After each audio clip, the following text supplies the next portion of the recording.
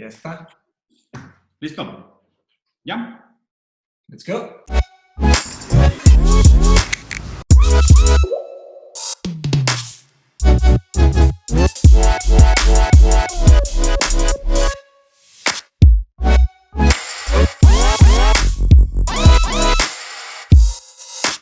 ¿Cómo están? Bienvenidos a otro programa de Rosarín Bros. Hoy es un programa bastante diferente, marca un nuevo momento de nuestras vidas, un momento histórico. Si alguien encuentra este episodio en una caja negra después del apocalipsis, aquí les vamos a contar qué tan estúpidos éramos justo antes de que se acabara todo, aunque ya sabíamos que todo iba muy mal. Tenemos un rato sin grabar, la verdad es que tuvimos un break muy largo porque grabamos muchos episodios cuando éramos felices y no sabíamos el cambio que venía para el mundo. Como toda empresa, como todo ciudadano, como toda persona regular, planeamos mal, no anticipamos a la catástrofe, dijimos no pasa nada, la siguiente semana podemos grabar otro, no hay ningún problema y ¡pum! ¡Bam! Una Sí. pandemia de nivel global nos mueve la tierra debajo de los pies. Pero, justo como dijo Mateus muy sabiamente en el chat cuando estábamos platicando, si Dios te da limones, haz un chocolate caliente y deja a todo el mundo pensando cómo chingados le hiciste para transformar limones en chocolate caliente. Entonces aquí estamos en un programa muy chido, ya teníamos rato que queríamos hacer esto. Va a ser un programa un poco diferente, vamos a hacer la primera hora del programa una conversación como un catch-up, porque yo y Matos no hemos platicado mucho, respetamos la cuarentena, aunque nos extrañemos bastante. Y la segunda mitad del programa vamos a abrir preguntas y respuestas con nuestros patrons, la gente que nos apoya, que nos da el valor de seguir haciendo esta estupidez día tras día y les somos eternamente gratos. Sí. Pero bueno, sin más, Machi, ¿qué ha pasado, güey? ¿Qué has leído? ¿Qué has visto, güey? Madres, güey. Sí, güey, pues mucho, güey, mucho que platicar. ¿Qué he leído, qué he platicado?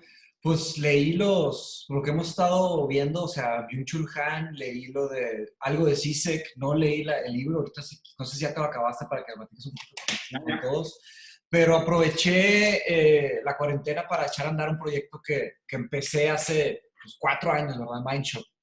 La frase que les puse para la sugerencia del tema de que si Dios te da limones, es la frase típica, ¿no? De que si Dios te da limones, haz una limonada, ¿verdad? Lo más fácil. Pero la frase ahorita que te sugerí como tema es si Dios te da limones, aviéntate un chocolate caliente y deja que todos te vean, o sea, que todos vean cómo fregado lo hiciste, ¿verdad? O sea, que todos piensen cómo fregado lo hiciste. Wonder how the fuck you did it. Entonces, la neta, las personas ahorita en todo el mundo están teniendo que hacer eso. Tienen que ser alquimistas, tienen que transformar una situación terrible y tienen que transformarla en algo que sirva para algo, ¿no? Esto que lancé Mindshop, la verdad no me imaginaba que Mindshop iba a ser un salón de clases digital. De hecho, hasta un poquito antes que empezara este tema de la pandemia, ya estaba lanzando Mindshop, iban a hacer clases presenciales. De hecho, aquí algunos de los Patreons se entraron, están dentro de la clase, y vamos a hacerla presencial, iba a ser un límite de 10 personas. Pero como empezó a desarrollarse esto, dijimos, vamos, o sea, pues dije, voy a cambiar de gear, shift gears, y lanzamos a virtual. Compré el de Zoom, le dije a todos entendieron, le entraron, y ya abrimos el salón un poquito más, ¿no? O sea, somos 12, y ya lanzamos las pláticas. He estado leyendo mucha filosofía, Ancient Greek Philosophy, he estado leyendo mucho de esto, ¿ok? Y me he clavado, y ha sido, la verdad, para mí ha sido un escape. O sea, yo creo que ahorita, de cierta manera, todos estamos saturados. O sea, yo creo que todos aquí, tanto los que nos están escuchando aquí presencialmente como los que nos van a escuchar en YouTube, ya están de una forma u otra saturados del tema. Pero ya hay una paradoja porque no podemos dejar de leer, no podemos dejar de enterarnos, de ver las noticias, pero hay una parte de nosotros que dice, ya, güey, estoy cansado de los grupos de WhatsApp que nada más dicen puras mensadas, de las fake news, de las peleas estas de izquierda versus derecha, de los que apoyan a tal político, de los que apoyan a tal, o sea, cansa, ¿no? Cansa, o sea, pero al mismo tiempo no nos podemos cansar. Estamos en medio de... No me gusta, o sea, sí al principio usé la comparación esta que usaron, que estamos en una época de guerra, pero no es exactamente una época de guerra. No se me hace justo y está muy interesante que ese tema de la narrativa, al hablar de guerra, ya hablas de dos lados y ya empiezas a polarizar, ¿verdad? O sea, entonces, ya es dañino el mismo lenguaje. Me aventé una entrevista de Chomsky, que probablemente muchos se han aventado aquí, que lo entrevistaron sobre ese tema del coronavirus, y le preguntaron a él como filósofo del lenguaje. Le dijeron, Chomsky, ¿tú crees que esta narrativa que están usando y esta metáfora de decir que estamos en guerra pueda tener alguna repercusión en cómo las personas piensen? Porque están diciendo, pues es un virus chino y estamos en guerra, y pues, ¿cuál es la siguiente conclusión? ¿No? Se las dejo a que ustedes la saquen naturalmente. ¿Hay algún problema ahí o es solo una teoría? Y pues Chomsky definitivamente dijo que hay algo. O sea, él como filósofo del lenguaje, observando cómo el lenguaje se está moviendo alrededor del mundo, él dice, sí, definitivamente hay algo y hay que estar muy conscientes. Y ahí tienes, ¿no? Imagínense ser el poder más fuerte del mundo y estar sufriendo como está sufriendo Estados Unidos. Imagínense tener una serie de militares que están hambrientos por guerra y no han tenido guerra y solo han estudiado guerra todas sus vidas y tienen presupuestos de billones de dólares y ahí tienen una excusa. Y son tensiones que pueden estar burbujeando, ¿no? O sea, y son peligros que, pues, ahí están.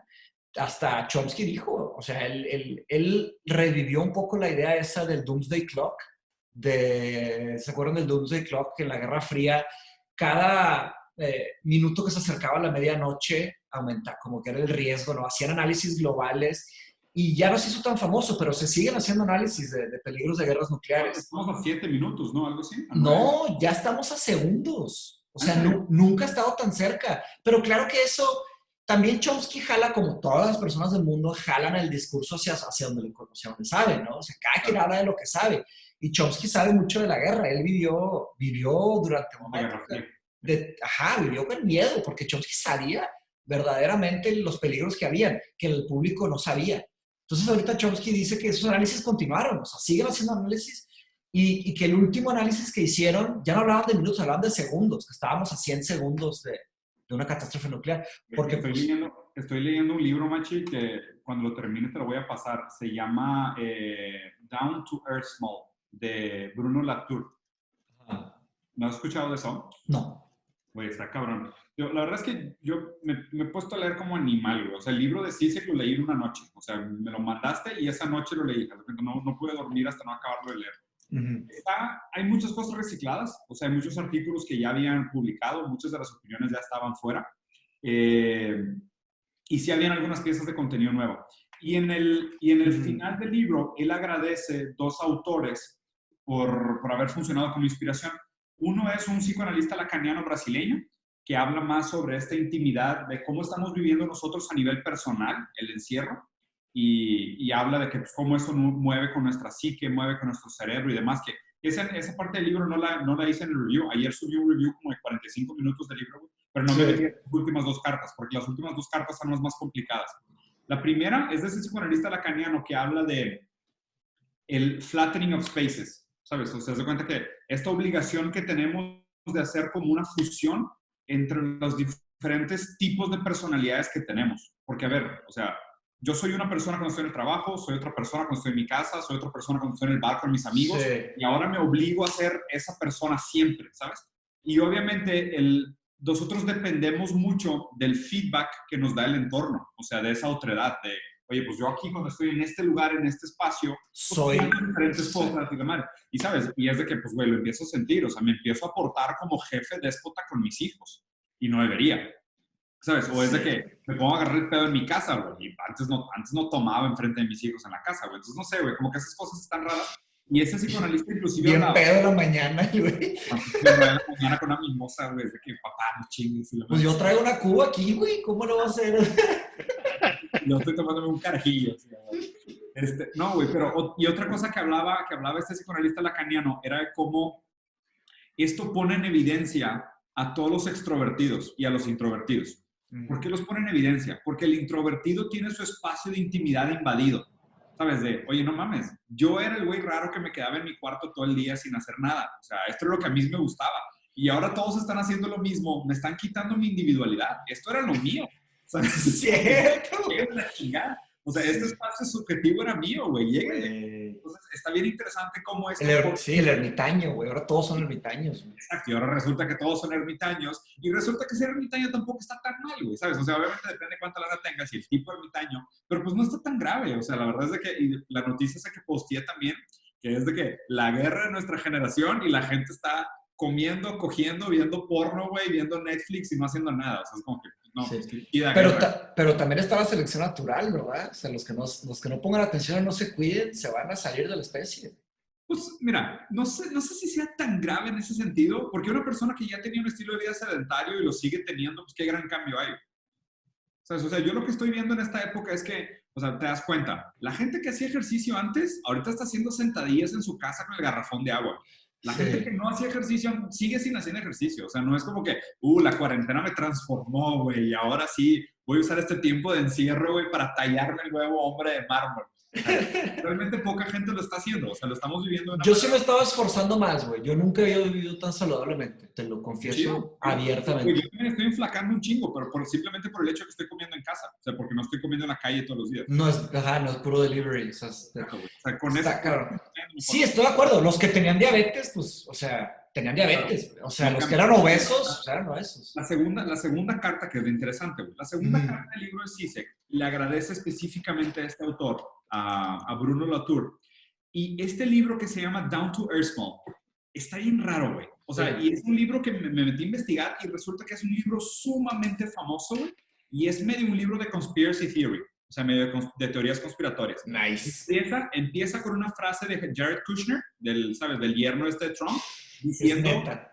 sí, güey, diciendo, hemos leído demasiados libros, es hora de hacer nuestras propias mentes. ¡No! ¿Okay?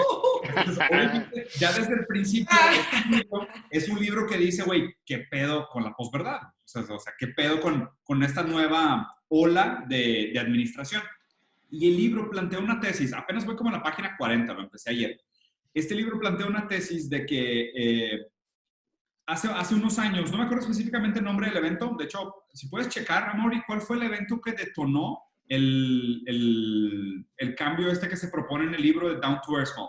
Es un evento donde se juntaron, haz de cuenta, imagínate como un Davos, ¿okay? Un evento tipo Davos, donde se juntaron y se pusieron a platicar y diferentes países presentaron su visión para el mundo, diciendo, oye, esto es lo que quiere hacer China, esto es lo que quiere hacer la Unión Europea, esto es lo que quiere hacer Estados Unidos, esto es lo que quiere hacer Brasil, esto es lo que quiere hacer Rusia.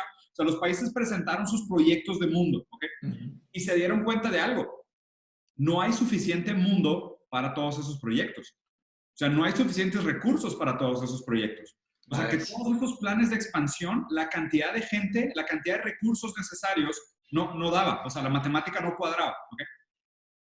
En ese momento, lo que antes se vivía como algo llamado como globalización, que era esta idea de decir, vamos hacia un mundo globalizado con productos para todos, servicios para todos, consumo para todos, se puso en jaque y simplemente la matemática fue como una cachetada fría donde le dijeron al mundo, ¿sabes qué? No te alcanza. No jalas. No hay suficiente materia prima, ni capacidad productiva, ni dinero, ni tiempo, ni fuerza laboral para producir esa visión de mundo que todos tenemos. No da. Simplemente no da. ¿Okay? Entonces ahí empieza un movimiento sumamente interesante, porque obviamente, ¿a qué se refieren con no da al mundo? Con el cambio climático, o sea, ¿sabes? Con el impacto de la sustentabilidad, ¿no? Estamos Entonces, 10 tierras. ahí nace, o sea, en ese movimiento, y eso es teoría del libro, que todavía no lo termino de leer, no sé si estoy de acuerdo, pero en ese momento, según el libro, nace la Climate Change Denier. O sea, ahí nacen los que niegan el cambio climático. ¿Okay? Porque va contra su worldview, entonces dicen que lo otro no existe. Pero lo que dice es que es un doble movimiento. Porque al mismo tiempo que ellos niegan el cambio climático, que ellos dicen de que no es cierto, es puro pedo, it's a hoax, la ciencia no da, los números no son ciertos, al mismo tiempo empieza el crecimiento del populismo alrededor del mundo. ¿Okay? Ese populismo, que por eso empieza el libro con la frase de Jared Kushner, es como un movimiento subversivo a los expertos. Entonces, los expertos que no se meten a jugar el juego de la nueva globalización, y a lo que se llama nueva globalización es esta idea de climate change denial, the sky is the limit. ¿Sabes? Todo se puede, todo para todos, ¿sabes? Consumo para todos, celulares para todos, internet para todos, libertad para todos. Pero felicidad para todos. Lo que dice es que es un movimiento sumamente cínico porque, y se ve en un chorro de ejemplos. Porque al mismo tiempo que ellos promueven esta agenda de uber globalización, de accesibilidad para todos, de productos para todos, por detrás actúan completamente al revés. ¿A qué me refiero con esto? Viene la pandemia, yo les digo que no pasa nada, vendo mis acciones. ¿Sabes? O es de que les digo que todo está bien, que América es la tierra de la oportunidad y libre y levanto un muro. ¿Sabes? O digo que Europa está unificada y vamos a decir no sé qué y ponen leyes contra la migración. ¿Sabes? Y por ejemplo, o los ricos, de que no, sí creo en este pedo, invierto, y construyo un búnker. O de que digo, de que necesitamos más libertad, necesitamos más inclusión, necesitamos entender al otro y empiezan a construir más colonias, islas privadas y departamentos cerrados y más seguridad. ¿Okay? Básicamente la premisa del libro es, los poderosos del mundo ya saben que el problema de la sobrepoblación, aunada con la escasez de recursos, nos va a llevar a un choque que ya no se puede evitar. Entonces, ya no les interesa hacer absolutamente nada sobre la desigualdad de clase, solo quieren manipular el mundo con la idea de populismo, mantener a la gente distraída y obviamente cuestionando la autoridad, cuestionando la ciencia, mientras ellos se preparan para la inminente catástrofe de la ruptura social. Y ya para cuando llegue el momento, ya van a decir, ¿sabes qué? Pues digo, está bien, ya se dieron cuenta, güey, que este pedo estaba arreglado y que la diferencia entre clases era abismal, pero pues ya no pueden hacer nada. O sea, ahora, aunque quisieran, ya no hay nada que hacer. O sea, de eso se trata el libro. Voy como en la página 30, pero está, güey, súper... Suena chido, güey. Suena chido. Por cierto, acá no encontré exactamente el evento que detona, pero encontré el PDF. Se los puedo dejar allá en Patreon, o los que les interese manden DM a Patreon. Sí, güey. Sí. Les mando el PDF. Está el PDF del libro gratis. Si lo quieren leer, la verdad les recomiendo. Está muy bueno. Sí. Pero Diego, ¿ese es el de CISEC o no? No, es otro. Ese es este autor. Es el de Bruno, ¿no? Sí, es el de Bruno. CISEC quotea un chorro a este libro. En ese libro, el libro sí se quotea este libro. Okay. Sí, de hecho, Chomsky sobre este güey, machi. Sí, sobre la carta 1 que mencionaste, hay varios conceptos que están alineados con eso que mencionas. Está la alienación de Karl Marx, que era la alienación del trabajo, ¿no? Que una persona, digo, hay una cierta alienación de la persona de su trabajo y ahora que están trabajando todos en sus casas y comparten con sus familias el entorno corporativo, ya no está esa división, esa fragmentación mental de vida trabajo, vida acá, ¿sabes? Sí estamos alienados de la naturaleza, o sea, eso seguimos, ¿verdad? Las 4 alienaciones de Karl Marx. La alienación personal, pues creo que esta cuarentena puede... Es el autoyugo de Byung-Chul Han. Ajá. Explotación. Sí, pues sí. Hay muchas personas que están en eso, hay muchas personas que también no están haciendo nada, que están simplemente negadas a aceptar la realidad, ¿verdad? Entonces ni siquiera están esforzándose. También se puede ver esto que mencionan en la carta 1 con el concepto del filósofo francés Gilles Deleuze, el de los individuos, ¿no? The individuals, ¿no? Que tenemos adentro de un individuo, hay muchos individuos. Y eso nos lleva a una frase típica, ¿no? De las máscaras. O sea, cuando una persona te dice de que, digo, en portugués se dice que si cara es máscara. O sea, en español es de que esa persona es una máscara. Te refieres a que siempre trae puesto a una persona que no es, ¿no? Y el capitalismo, de cierta manera, nos ha llevado a construir unas máscaras.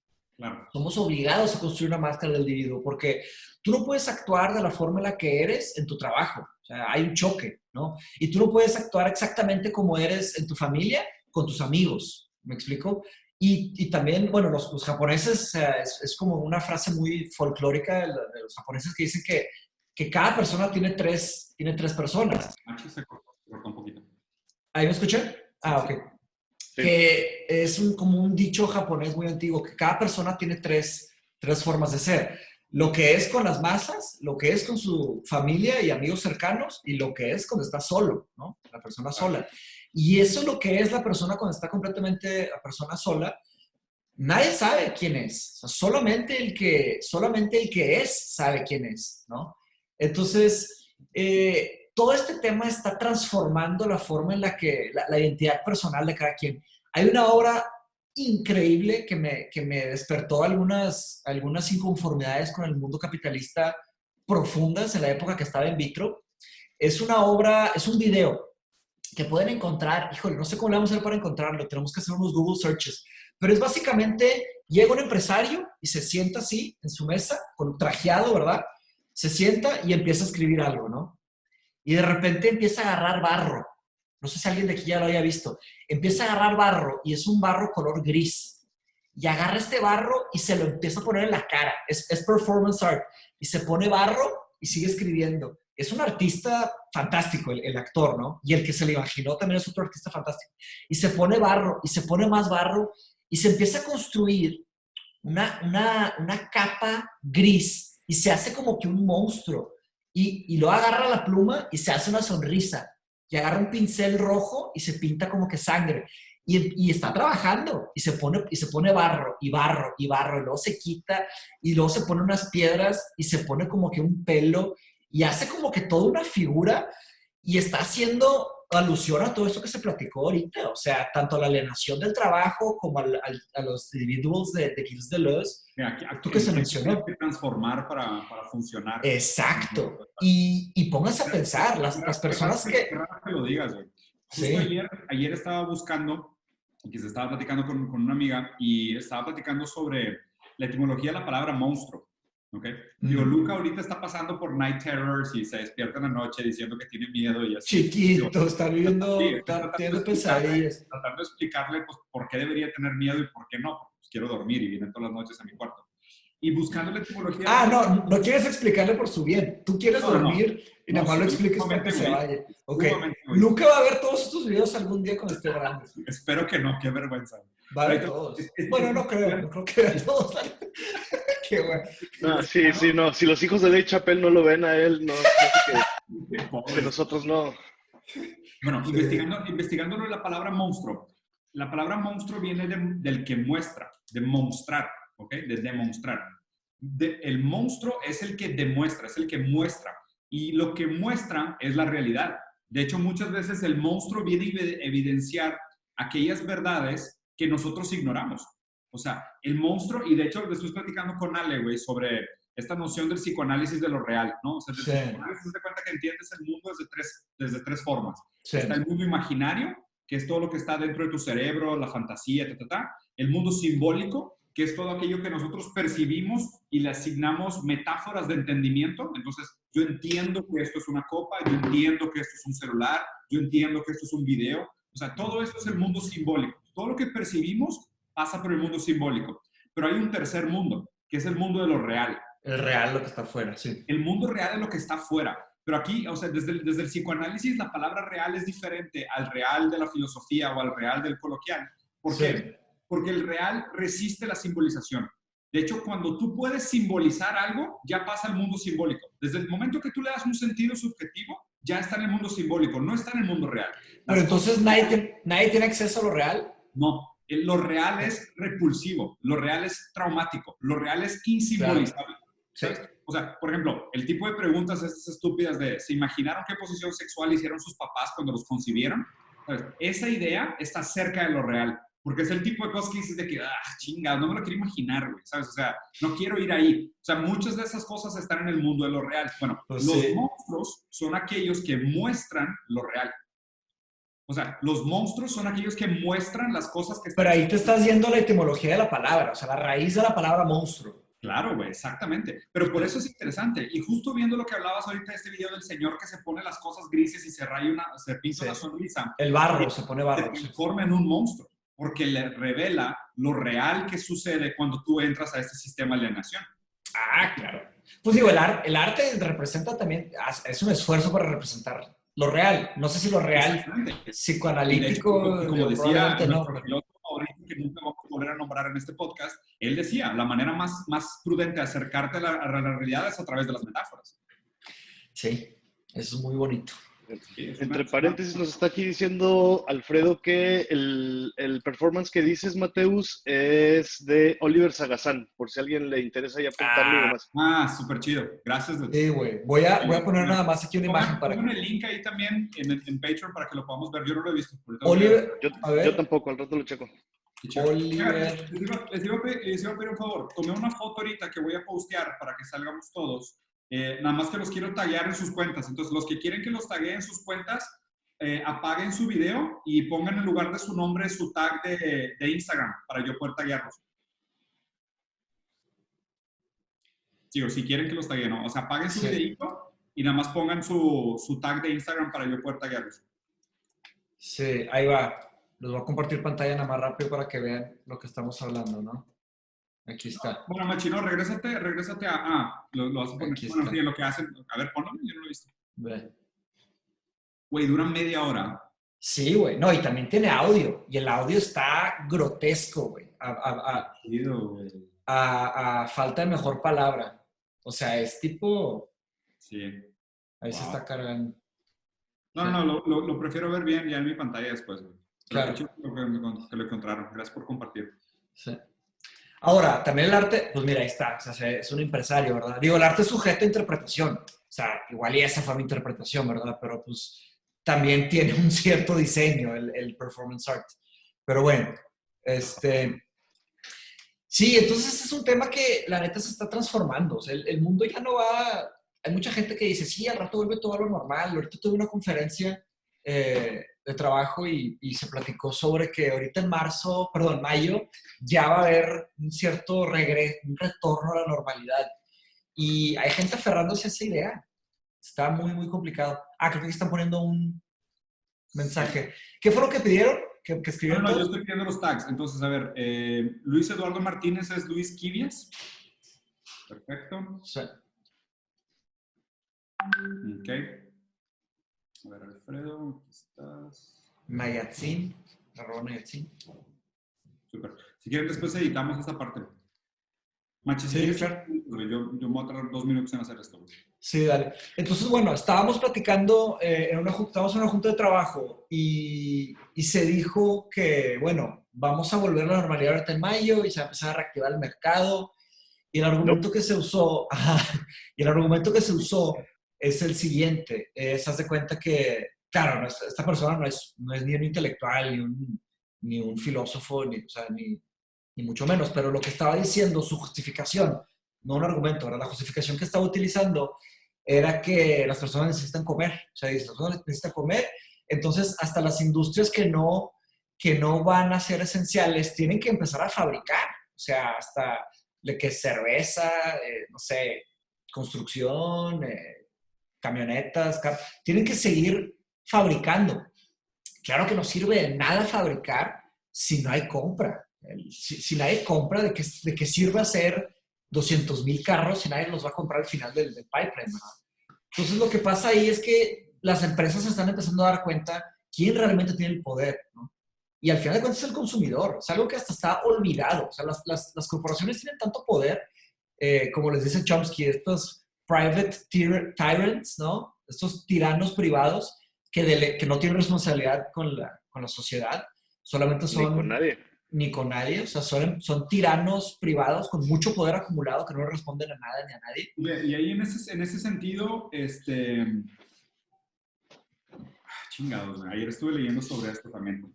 O sea, básicamente la manera como funciona es que el modelo necesita catástrofes financieras para continuar. ¿Sabes? Porque, pues, o sea, como es un sistema que a grandes rasgos es inflacionario, o sea, necesita quebrar de vez en cuando para que se imprima más dinero para seguir en el proceso de acumulación. Y obviamente ahí la pregunta es huevo o gallina. O sea, ¿qué viene primero? ¿Viene primero la inyección de capital de parte del esquema público o la quiebra que obliga al sistema público a hacer la inyección de capital? O sea, ¿cuál se hace primero? O sea, ¿realmente creas crisis y guerras para tener que crear inyección de capital? ¿O porque salen crisis y guerras, entonces la gente acaba haciendo estas inyecciones de capital? Lo interesante de todo esto es que supuestamente en el 2008, cuando fue la última gran falla del esquema financiero, sí, los economistas dijeron de que no, pues que así funciona, estos nos damos cuenta de que hay cosas que sistemáticamente están mal, que hay que filtrar, que hay que quitar, aprovechemos para regularizar Wall Street, que supuestamente era el gran problema en el momento, ¿no? Que había este acúmulo de capital que se sacaba del mercado, ya no estaba en flujo y pues generaba quiebras sistemáticas. Y supuestamente se regularizó, pero pues obviamente encuentran maneras de sacarle vueltas al esquema de regularización y empiezan otra vez. Esto no sé si lo viste, Mateos, ayer lo platiqué, lo posté en el grupo de la familia. O sea, ayer salieron 2 noticias al mismo tiempo, no en la misma nota. Una noticia fue, el World Bank dijo, a causa de la pandemia y a causa de la recesión, van a haber en el mundo 500 millones de nuevos pobres. ¿Okay?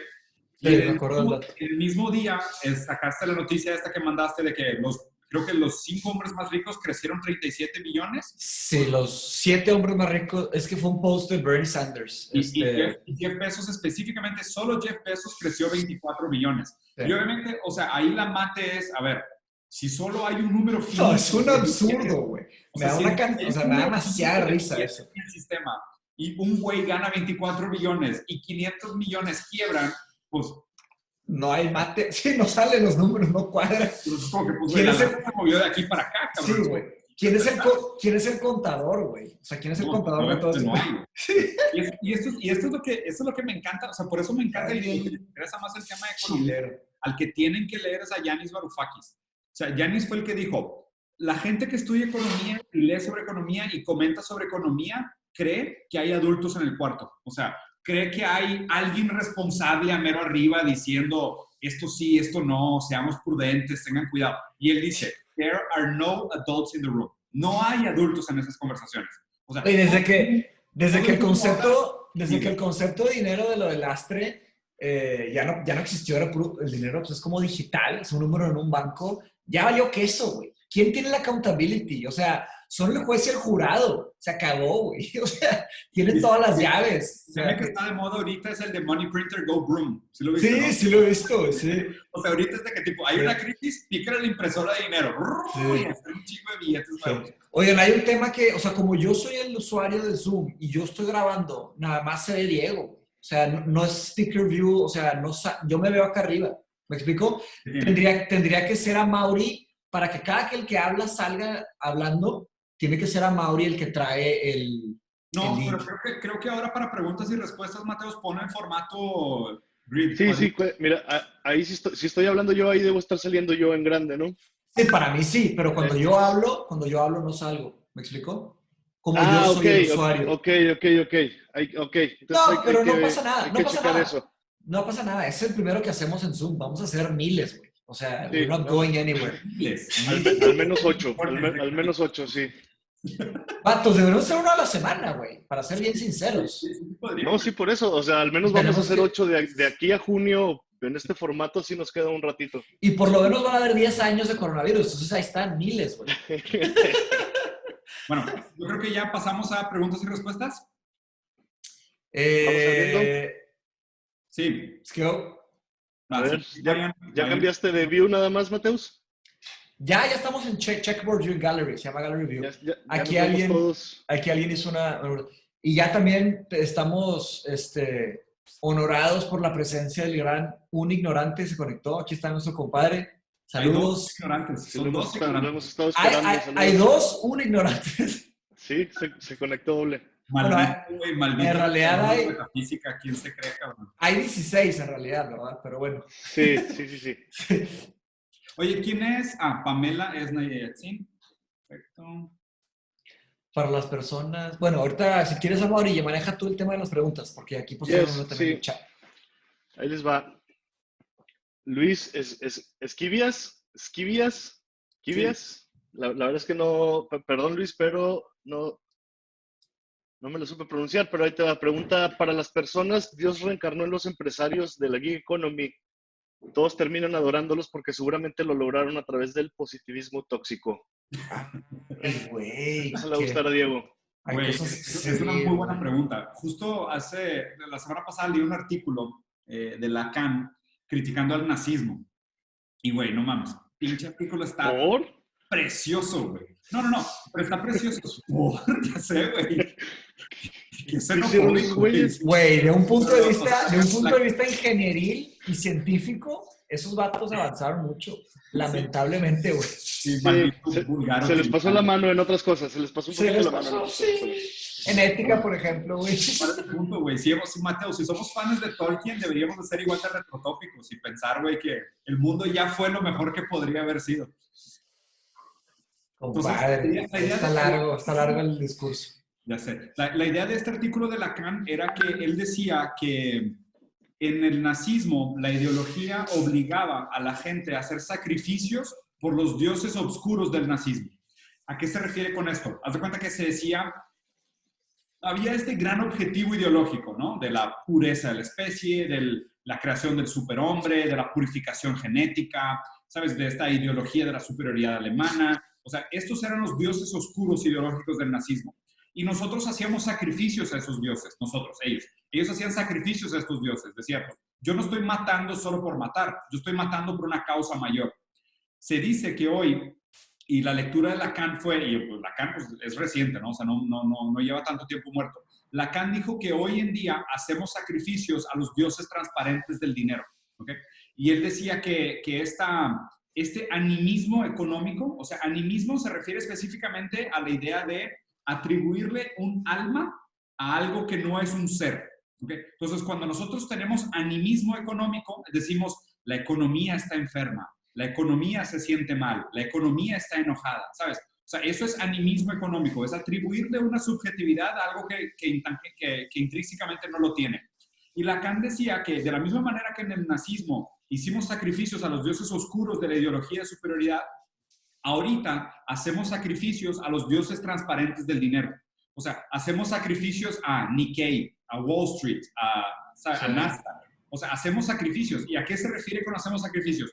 La bolsa está enojada, vamos a dejar que la gente se muera y vamos a salir a trabajar para tranquilizar al dios dinero, ¿sabes? Entonces, específicamente en ese sentido estoy de acuerdo, porque mucho de ese struggle porn, el positivismo tóxico, este autoyugo, el sujeto exhausto, burnout de la sociedad del cansancio de Byung-Chul Han, es eso, es un sujeto que está condicionado al animismo de una deidad del dinero, o sea, que es la que, porque el dinero es súper poderoso, es omnipotente y omnipresente, yo tengo que hacer sacrificios para él, para tranquilizarlo. Entonces, Lacan decía que justo ahorita ese es el peligro, caer en ese animismo que justifica la utilitariedad y le da un sentido moral, porque lo disfraza de teología. La verdad es que eso es una forma de ver el mundo súper antigua, güey. O sea, es algo extremadamente peligroso. Ayer, de hecho, tuvimos la clase 2 de Historia de la Filosofía y hablamos del primer filósofo, de Tales de Mileto. Y para hablar de Tales de Mileto, tienes que hablar un poco sobre qué onda con el mundo, cómo se veía el mundo en esa época, ¿no? Y por qué fue tan importante Tales de Mileto, que vivió en el año 600 antes de Cristo, ¿no? ¿Qué fue lo que hizo Tales de Mileto diferente que los demás? ¿Y qué fue lo que hicieron los presocráticos diferente que los demás? Efectivamente, en esa época, el mundo no se veía como un it, ¿ok? No era un mundo así, fisicalista, no era un mundo así muerto. El mundo en esa época era un mundo conocido como thus, o sea, el mundo tenía vida, ¿ok? Las deidades tenían personalidades. Entonces, en el libro que estamos leyendo de Ancient Greek Philosophy, comparan un poema de Hesiod, que era un gran poeta de la época, como Homero, por ejemplo, y comparan con un account de Tales de Mileto, que cómo trató de describir el mundo, ¿no? Entonces, en esas épocas, todo tenía vida, todo tenía animismo, como mencionaste, en el sentido de que hoy en día estás caminando en la calle, te topias con una piedra, te enojas y dices de que qué flojera que hay una piedra ahí. En esas épocas, te tropezabas con una piedra, decías, malditos dioses que me pusieron esta piedra en el camino, y te enojabas con la piedra, maldita piedra que derrumbas, ¿sabes? Entonces, no está mal, ¿eh? O sea, no está todavía animismo. Pero lo peligroso es esto, el animismo es un estilo de superstición, ¿ok? Los presocráticos, y principalmente Tales de Mileto, llegaron y lograron hacer historia y empezaron la tradición del pensamiento occidental, precisamente porque se distanciaron de ese animismo. Famosamente lo dice Bertrand Russell en su libro History of Western Philosophy, que la filosofía occidental y también la ciencia por consecuencia empieza con Tales de Mileto cuando predijo un eclipse solar. Y no solo cómo lo predijo, porque en Egipto, en Babilonia, ya habían astrónomos interesantes que lograban predecir y observar, pero lo que hizo Tales de Mileto diferente es que dio una explicación racional, dio un logos de lo que era un eclipse solar. Él dijo, el eclipse solar sucede cuando la luna se pone enfrente del sol y en ese preciso momento se oculta la luz y ese es un eclipse solar. Eso es un protoargumento que logró identificar y el logos está en contrapartida del mitos. El mitos es, por ejemplo, lo que hacía Hesiod. Hesiod tiene un poema súper complejo y rebuscado que explica el mundo a través de deidades, de personalidades, y cada dios tenía una personalidad y tenía un deseo. Y eso es extremadamente dañino, porque tiene que ver con superstición. Sí, claro. Ahora, el peligro ahí es que todos nosotros, todos los de la especie, los Homo sapiens, tienen la capacidad, está explicado de hecho en el libro Sapiens, de que tenemos la capacidad de la imaginación. O sea, tenemos la capacidad, a través de esas capacidades se desarrollaron 3 grandes sistemas, que es el sistema económico, que permite que imaginemos que el dinero tiene un valor. Entonces, como todos imaginamos que el dinero tiene un valor, entonces hay un sistema económico. El sistema político, que existen leyes, como todos imaginamos que existen ciertas leyes, nos paramos en los rojos, o sea, cumplimos ciertas leyes y, ¿sabes? Como el experimento del chango que se sube por la banana, ¿no? Y tiene miedo de hacer del toque, entonces no agarra la banana. Y el tercero es el teológico. Entonces, el hecho que tenemos estas capacidades como seres humanos simplemente nos vulnerabiliza para los que sepan manipular esas herramientas. ¿Okay? Entonces, al transformar el dinero en un dios, al hacer estas deidades modernas, que son el Nikkei, el Nasdaq, el Dow Jones, el S&P 500. Es una regresión. Entonces, se aprovechan. Claro que es una regresión. Pero la verdad, pero mi pregunta aquí sería un poquito más allá. ¿Tú crees que el ser humano puede vivir sin dioses? ¿Qué es un dios? Un dios simplemente es que está estructurado hasta arriba de tu estructura de valores. ¿Qué es a lo que más le das valor? No podemos. O sea, y eso creo que lo aprendemos de Lovecraft. En el sentido de que, o sea, siempre va a haber un más allá desconocido. Porque, o sea, no tenemos acceso a lo real. ¿Sabes? O sea, solo tenemos acceso al mundo simbólico. Y en el mundo simbólico todo está atravesado con metáforas y símbolos. Esos símbolos, o sea, porque a ver, si nos ponemos rigurosos con el lenguaje, o sea, ¿cuál es la diferencia entre decir lo que cae del cielo cuando está lloviendo es algo que Thor hace con su martillo? O decir, es el sonido de quiebre de las partículas por la velocidad de la electricidad cuando toca con el piso.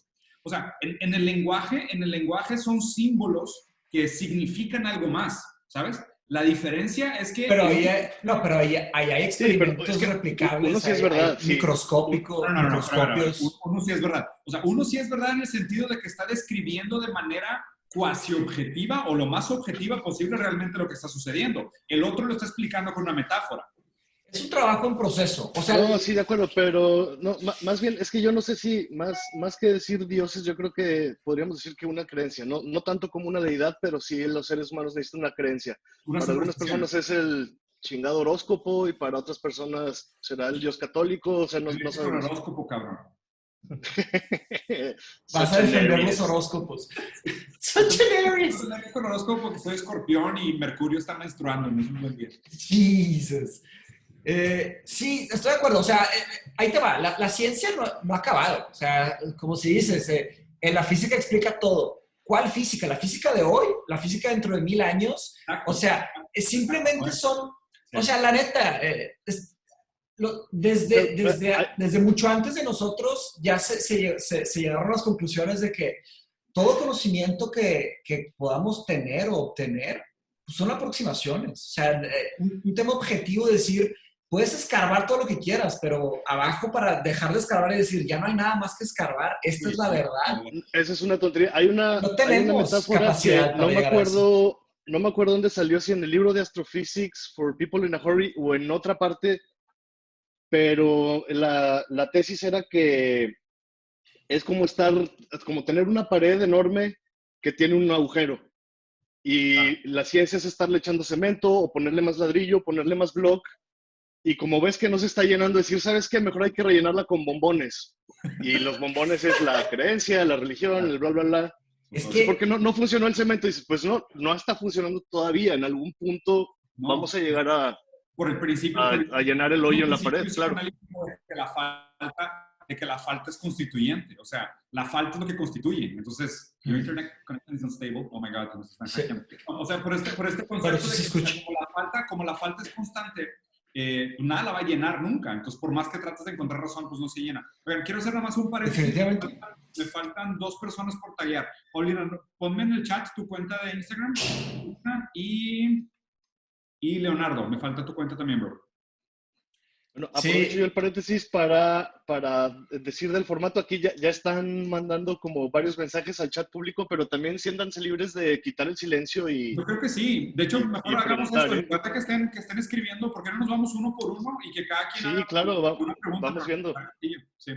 Adelante. Entrenle, raza. Ve escogiendo quién, Machi. Creo que Pamela levantó la mano primero. Dale, Pamela. Estás en silencio, no te oímos. Vale. ¿Ahí se me escucha? Sí.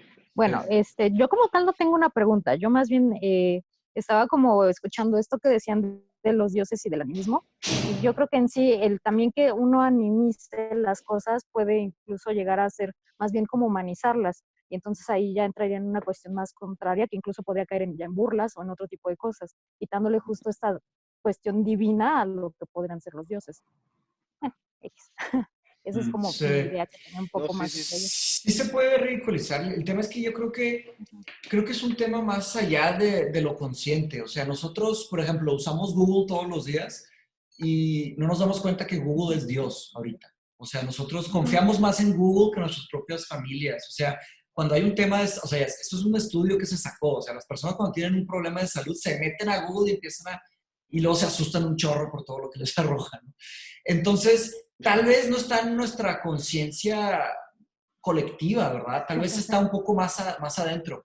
O sea, yo creo que no es una manera literal. Y ese es el marketing más peligroso para mí. O sea, el marketing que juega con los fierros que están atrás, ese es el marketing más sutil y es el más peligroso, porque uno dice, de que como a mí no me están titereteando, yo no soy un títere, yo no soy un mendigo títere, y de repente ahí estás haciendo cosas que nada que ver, ¿me explico? No, y Google te conoce mejor que nadie. O sea, a él Sí. sí le has preguntado, a él sí le has preguntado las cosas que no le has preguntado a tus mejores amigos en la borrachera. O sea, sí, es grave. Exactamente. Porque lo estás alimentando tiene historial. casi desde el Tiene una inconsciente. historia. Y tiene una memoria perfecta. Internet tiene una memoria perfecta. Mientras Sí. los datos no se... Se tiene que ir a las 12. Osvaldo, ¿quieres hacer tu pregunta antes de ir? Ah, sí, Osvaldo preguntó algo Sí, ahorita. sí, sí, sí. Adelante. Ah, sí, había Gracias, Juan. comentado. Perdón. Si quieres la leo. Vas, Osvaldo, algo si que quieres. platicábamos ahí en la clase con Mateus. Sí, adelante. Digo que yo leo mucho de behavioral economics y digo, me enfoco más en esa parte, ¿no? De cuantitativa, económica, eso, y estaba leyendo un libro de todos los cambios regulatorios que se han hecho a raíces de las crisis, ¿no? O sea, Sí. por ejemplo, cuando fue la que fue el pánico en Estados Unidos porque el dinero iba a tener que ser forzosamente respaldado por la plata y el oro. O sea, pues ahí, ¿cuál fue el cambio? Ok, vamos a mover la manera en que el papel está respaldado por las reservas del banco, ¿no? Bueno, en 2008, ¿cuál fue el problema? Pues falta de independencia entre calificadoras y de estos, la manera que se calculaban las pérdidas críticas esperadas, pues vamos a cambiar todas las normas que tienen que ver con eso, ¿no? Pero ahorita el trigger que está causando esta crisis, ¿cuál creen que sean los cambios en política monetaria? Porque pues, la política monetaria solo tiene limitadas sus acciones, ¿no? Yo creo que es algo más social, ¿no? Algo más del gobierno, ¿no? El tema ahí yo creo que es que la teoría, porque hay mucha gente... Su posición es que la teoría económica está basada en comportamiento humano, pero pues ahí es donde está muchas veces el agujero de lógica, porque los comportamientos humanos que se presuponen en las teorías económicas raramente son replicables en modelos reales. O sea, lo más hipócrita de la economía moderna es que solo te sirve para explicar como falacia narrativa, no te sirve para hacer predicciones. O sea, eso es lo que siempre me pega en la cara cuando leo economía, que es de que, o sea, te sirve para explicar por qué pasó, pero no te sirve para nada para hacer predicciones, o sea, casi nada. Yo lo que creo que una de las medidas económicas o más bien, ahorita está esta tesis de que el mundo se está peleando contra el monopolio que tiene el dólar para la valorización del petróleo. O sea, esa es una de las cosas que yo creo que está muy chingado. Si no quiero sonar a conspiracy theory, pero está muy ad hoc que al mismo tiempo estemos viviendo esto y la guerra del petróleo entre Rusia, China y Estados Unidos. Se me hace sumamente... Pues es que Estados Unidos... lo van a usar. Es que Estados Unidos, después de la Segunda Guerra Mundial, cuando tomó el World Order, haz de cuenta, o sea, dijo... De ahora en adelante así va a ser, está el tema de las Naciones Unidas y la madre y los países de Security Council y la moneda de intercambio global va a ser el dólar. Órale, raza, eso es, ganamos la guerra, ahora es dólar. Y estoy seguro, ni siquiera es conspiracy theory, estoy seguro que mucho del control viene enraizado desde ahí. Ahora, por supuesto. Por supuesto. Y de hecho, la gran pelea es que China está tratando de hacer algunos acuerdos específicos. ¿Por qué? O sea, Estados Unidos logró esto a cambio de protección. O sea, le dijo a los países, yo te estipulo que tú solo puedes comprar, vender y comercializar barriles en dólares a cambio de mi protección bélica. Entonces, por eso siempre es proporcional la inversión de fondos en el poder bélico de Estados Unidos, porque es directamente proporcional a su fuerza de negociación para mantener al mundo dolarizado. Entonces, por eso es tan importante la inversión de Estados Unidos en el poder bélico. lo que supuestamente está pasando ahorita es que Pekín está haciendo esfuerzos fuertes en transformar en el yuan la moneda de intercambio del petróleo en algunos países. O sea, hay una oferta Sin duda. de parte de Pekín para Rusia diciendo yo te compro toda tu capacidad productiva de petróleo, pero solo si me la vendes en yuanes. Sí, la neta es que hay una gran posibilidad, bueno, dos grandes posibilidades, de que truene el sistema capitalista. Hay algo grande, sí sé que estaría de acuerdo conmigo, dice que es el 5-point palm execution, ajá, como el de Kill Bill, 5-point palm hard exploding technique. que lo veo difícil también, pero hay una posibilidad, o sea, y hay mucha gente que quiere, o sea, hay mucho romanticismo en la caída del capitalismo, hay demasiada gente que quiere.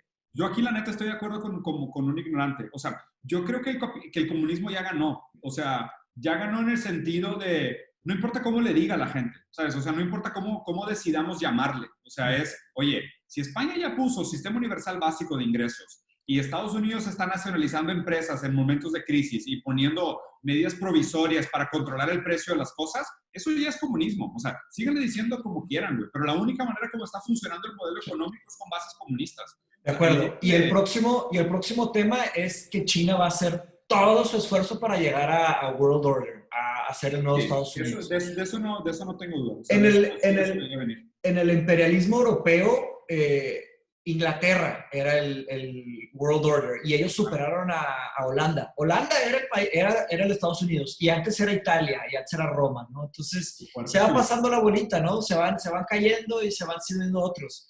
El imperio americano, no sé si el coronavirus lo va a derribar. Tal vez dentro de unos cuantos años vamos a empezar a enseñarle chino a nuestros hijos. Las empresas van a ser, los dueños de todas las empresas van a ser chinos. La moneda de intercambio global va a ser China. Y ese es un mundo que puede pasar. Antes de seguirle por el agujerito del conejo hacia Wonderland, ¿quién sigue de hacer pregunta? Son posibilidades. Hay algunos que no tienen cámara, entonces no los vemos, pero pues básicamente... Sí. Leo, Alfredo, Brian, en mi lista siguen ustedes. Dale, Leo. Yo, precisamente ahí con lo que comentaban, partiendo de ahí, ¿creen que realmente tengamos una fecha de caducidad puesta para el capitalismo? O que, como decíamos al inicio, nada más vayan a ser pequeños quiebres, llega papá, gobierno a rescatar y otra vez lo mismo para seguirnos ahí metiendo en el juego y sigamos confiando? Mira, fecha nadie se atreve a dar. Y de hecho, o sea, es por eso mi crítica a cómo CISEX se expresa, ¿sabes? O sea, CISEX, si se fijan, lleva muchos años diciendo el capitalismo está llegando a su límite, estamos llegando al límite. Pero al mismo tiempo parece que como tumor, o sea, mientras peor está su condición, más crece. Y el nombre de su artículo revela mucho de su incapacidad de ponerle un límite. O sea, él mismo le dice 5-point palm hard exploding technique. Sí. En la película de Kill Bill, haz de cuenta que cuando te lo hacen, te dice... Das 5 pasos. Solo después de 5 pasos te mueres. Sí. Si te quieres quedar sentado en esa silla el resto de tu vida y te quedas sentado, no pasa nada, pero no puedes avanzar. Y la crítica dice que el capitalismo es exactamente esa. Llegó a un impasse, ¿sabes? Y el cierre de su libro, del de COVID-19, que de hecho, Machi, también está en PDF, también lo podemos compartir, ¿no? Claro, güey, yo te lo mandé. O sea, pon ese, no, pero a los patrons. O sea, manda sin problemas. Sí, manda ese y manda el de Bruno. Pero básicamente al final del libro, el impasse que pone es, estamos en un momento donde necesitamos dejar de ser cínicos. O definimos que, ¿sabes qué? Sí, estamos dispuestos a seguir matando gente porque la economía sigue en pie. O nos damos cuenta que no podemos ser bárbaros y tenemos que regresar a algún tipo de comunismo. O sea, tenemos que reinventar algún tipo donde, deja tú ni siquiera la palabra comunismo, algún modelo global donde el ser humano es más importante que la economía. Porque él dice que hoy como operamos es una barbarie total disfrazada de capitalismo humanitario, ¿no? Entonces, y ahí es donde está la fecha, porque fecha no va a haber, o sea, porque lo que creo que es tan difícil de poner es de que, y justo por eso está interesante que lean el libro de Bruno. Él dice, nos dimos cuenta que hay un límite, que es simplemente la fórmula matemática, que son valores cuantitativos tangibles del proyecto de nación de las principales fuerzas del mundo y la cantidad de recursos disponibles. Y nos dimos cuenta que no da. Nos dimos cuenta que la matemática no tiene sentido, ¿ok? Entonces, lo único que nos queda es decir, bueno, pues entonces como no hay bondad, beneficios y recursos para todos, ni capacidad productiva para que todos gocen de una buena vida, que fue la premisa de la globalización inicial en su creación, pues lo que vamos a hacer es que vamos a exprimir a algunos para que otros puedan seguir viviendo bien. y sabemos que hay una fecha de caducidad, porque no da, o sea, no hay recursos para todos, no hay capacidad productiva para todos, no hay fuerza de distribución para todos, no hay materia prima para todos. Entonces simplemente ya es operar con el cinismo barbárico de entendemos que así funciona la economía, no nos interesa que se sigan muriendo los débiles y los viejos, nosotros queremos seguir viviendo bien. Y la otra opción es algún tipo de comunismo. O sea, ese es el punto de quiebre que presenta CISEC. Por eso dice que es un 5-point hard exploding technique. No hay cómo seguir avanzando. O sea, no hay cómo seguir acelerando. Pero pues fecha no, nadie la va a dar. Yo sí tengo dudas de eso, pero, por ejemplo, Lipovetsky... neoliberal, cabrón. Luego les paso los artículos. Bueno, Lipovetsky es uno de mis contemporáneos favoritos, es filósofo también, analista crítico de la modernidad. Él se va más por los pequeños cambios, por cosas que van, oye, bueno, ahora sí necesitamos más el gobierno y en cuanto no se necesite, órale, otra vez, Amazon gobierna el mundo y se chingó.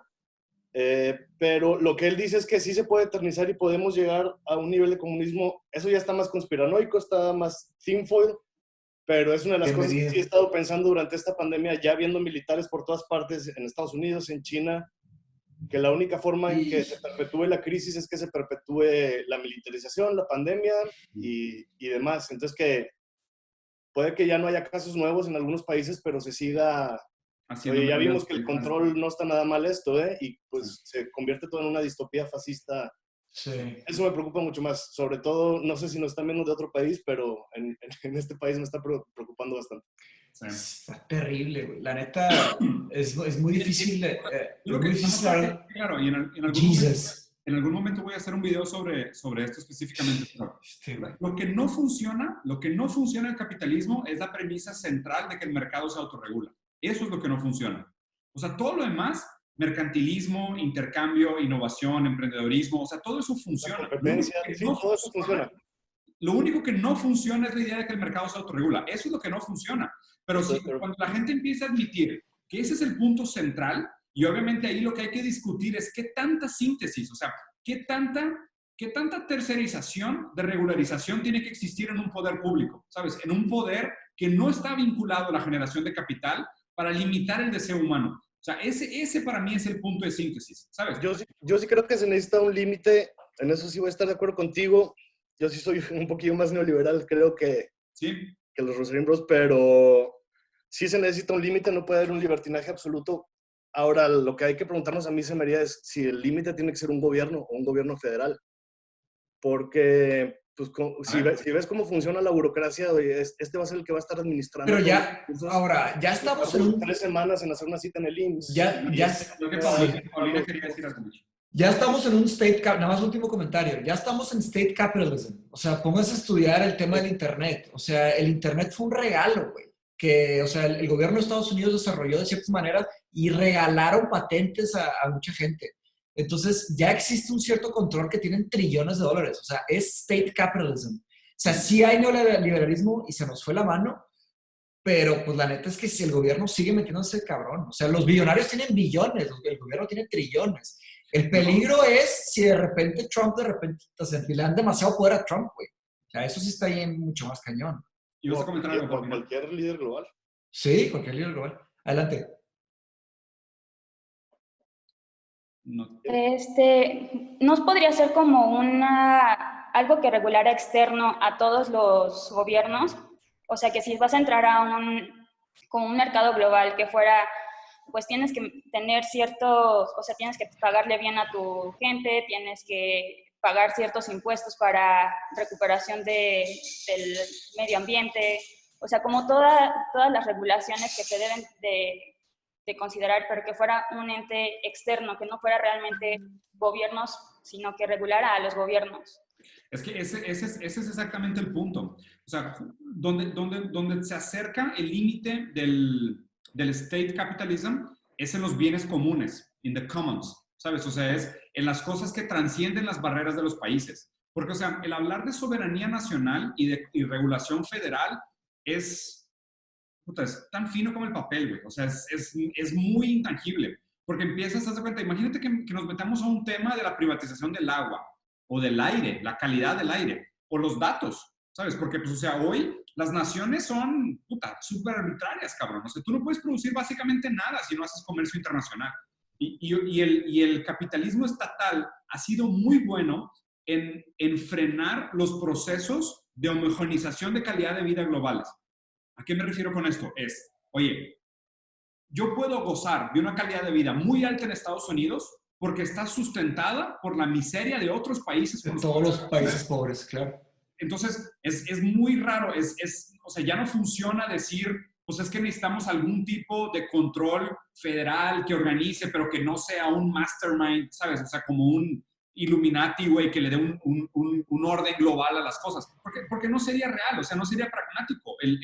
La transferencia de sufrimiento a valor agregado continuaría sucediendo y continuarían sistemáticamente produciendo guerra en algunos países para bajar su calidad de vida, obligarlos a prostituir materia prima y obligarlos a entrar al mercado global y sustentar tu calidad de vida barata en un país de primer mundo. O sea, esa dinámica continuaría existiendo. Yo estoy de acuerdo con Paulina en un sentido de que sí creo que algunas entidades globales deberían de tener mayor poder ejecutivo, como por ejemplo la Organización Mundial de la Salud, Naciones Unidas. O sea, algunas entidades que estén por fuera del sistema económico deberían de tener mayor poder ejecutivo.